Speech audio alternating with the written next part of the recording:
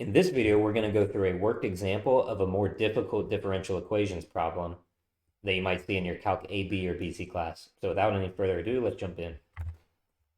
Okay, so here's the problem. I grabbed it from Paul's online math notes in his differential equations section.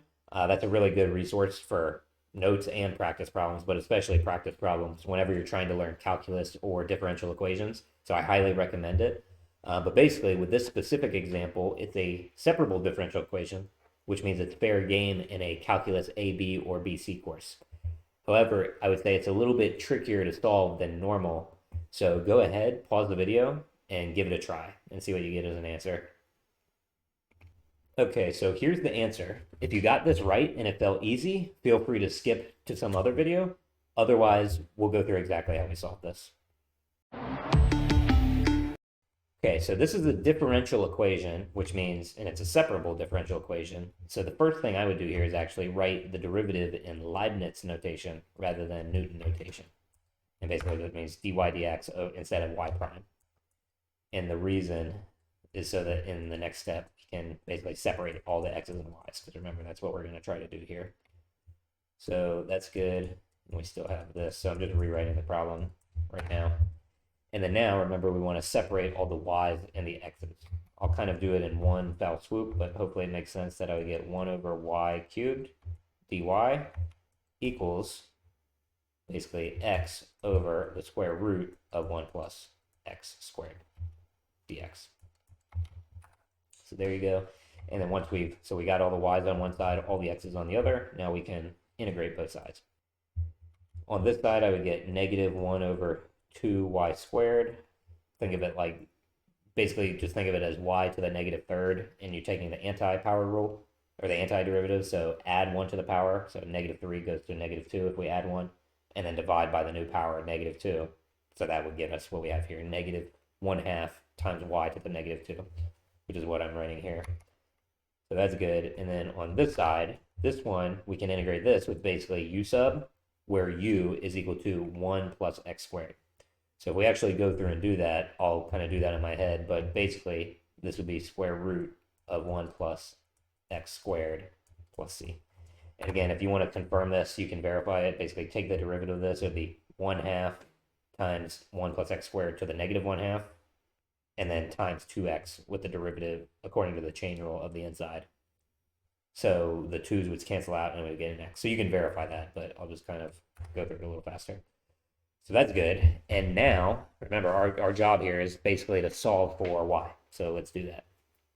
First thing I can do is I can multiply both sides by a negative. So I'll get positive 1 over 2y squared equals, and I'm going to rewrite this. You could think of it as negative. First, I'm going to rearrange these so you can think of it as negative c minus square root of 1 plus x squared.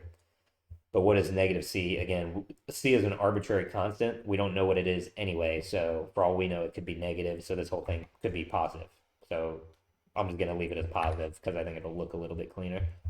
So that's good. Then what I can do is I can basically take the reciprocal. This is kind of an algebra trick you can do. You can, and actually the first thing I'll do, I'll multiply by 2. So if I multiply both sides by 2, hopefully it's clear, I'll get 1 over y squared. I'll do the reciprocal next. And again, 2 times c, but what's 2 times c? Well, it's really just c, because we don't know what it is anyway. What's 2 times some arbitrary constant? Yet another arbitrary constant that we don't know. So no matter what basically you don't have to do math with c. Whenever you have like some type of math, or some type of math operation like add, subtract, multiply, divide, exponentiate with some arbitrary constant, you're just going to get another arbitrary constant out. So you can kind of ignore it if you want to think of it like that. But that's good. Now, let's take the reciprocal of both sides. And remember, you can imagine this whole side is over 1. And we're taking the reciprocal. So we get y squared equals 1 over c minus 2 square root of 1 plus x squared. And then finally, I'll take the square root of both sides. So I get y is equal to plus or minus the square root of, and the square root of 1 is just 1, so I'll leave that actually. But square root of 1 over, which is just 1, over square root of c minus 2 times the square root of 1 plus x squared. So it's kind of ugly in the sense that we have a square root inside of a square root, but that does appear to be the actual solution. So, and just to be clear, this is the general solution because it has a C in it. So this is the general solution. So if this is the general solution, how do we find the particular solution? Remember, for that, we need an initial condition, and we have it right here. So basically what they're telling us is that if we plug in x equals 0, we will get out -1. Now, I should mention that a lot of textbooks, I noticed probably most textbooks, like 60 to 70% of them, they have you find C before you get to the general solution. I don't like doing that. I actually like just doing everything completely abstractly without even thinking about the initial condition, get the general solution, and then plug in the initial condition to get to the particular. So that's how I prefer to do it.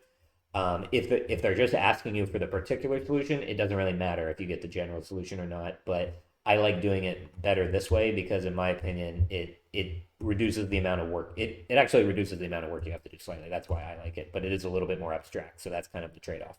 But anyway, if you do this method, basically what's going to happen is, remember, for our y value, we'll choose -1, right? That's what they're telling us. So that becomes -1. And then we get plus or minus 1 over the square root of c minus 2 times 1 plus, and it'll be 0 squared because x is 0 here. There you go. So our goal here is to find the c value that would turn this into a true statement.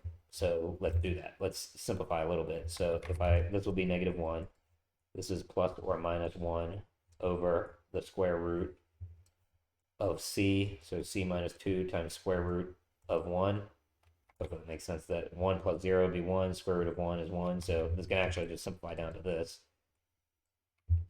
And now we want to find the c that makes this a true statement.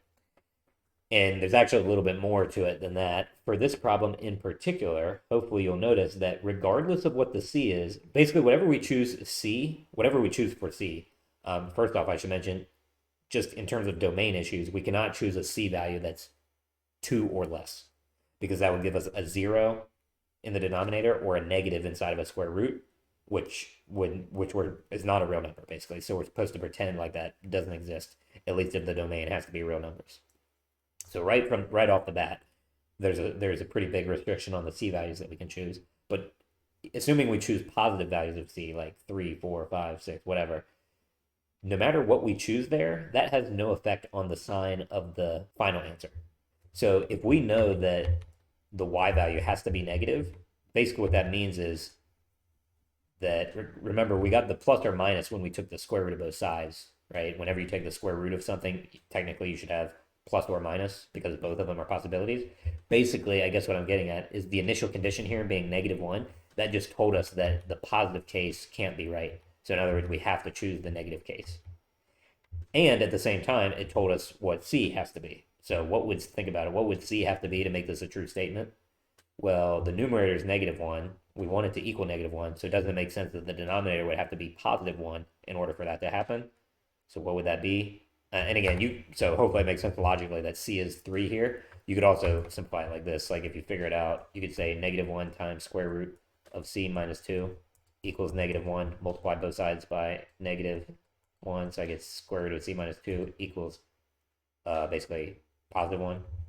Square both sides, add 2. However you slice it, you're going to get to c equals 3. So this is the general solution. Basically what this means, and if we just found that c equals 3, what that means, and we actually didn't just find c, remember, we also found that the plus can't be true. So it's actually the final solution, the final particular solution is going to be 1 over square root of 3 minus 2 square root of 1 plus x squared. So there you go. That is going to be our particular solution.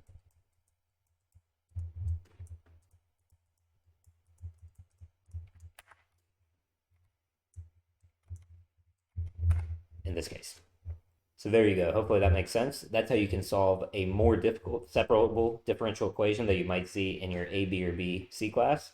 Hopefully this was helpful. And if you have any questions, be sure to leave them in the comments. Otherwise, I'll catch you next time. See you.